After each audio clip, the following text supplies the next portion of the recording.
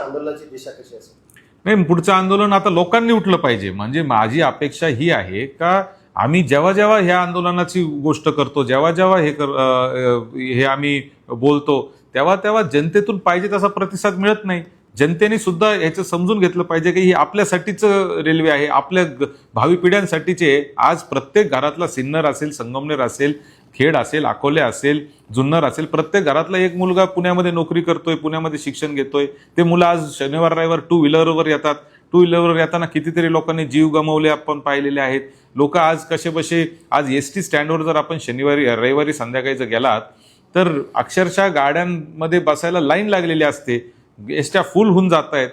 आणि मग हे सगळं जो ताण आज पुण्यावर झालेला आहे किंवा नाशिकवरही होतोय, तो ताण जर नागरिकांचा कमी करायचा असेल तर ही हायस्पीड रेल्वे झालीच पाहिजे.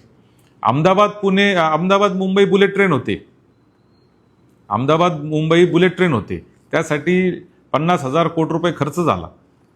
आज माझं म्हणणं असं आहे की अहमदाबाद मुंबई रेल्वे होत असताना याचा फायदा मुंबईला होणार आहे का अहमदाबादला होणार आहे? कधी छोट्या गावांना जास्त फायदा होत असतो, मोठ्या गावाला जास्त फायदा नसतो. पुण्याला या रेल्वेचा फायदा नाही आहे, पण नाशिकला नक्कीच फायदा आहे.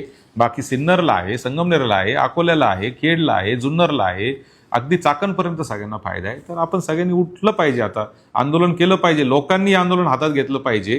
प्रत्येक गोष्ट आमदार करेल, खासदार करेल आणि पुढारी करतील ह्या भरोश्यावर न राहता आता सगळ्यांनी पेटून उठलं पाहिजे, असं माझं या निमित्ताने स्पष्ट मत आहे. परिवर्तनाचा पुरस्कर्ता न्यूज युवा वार्ता.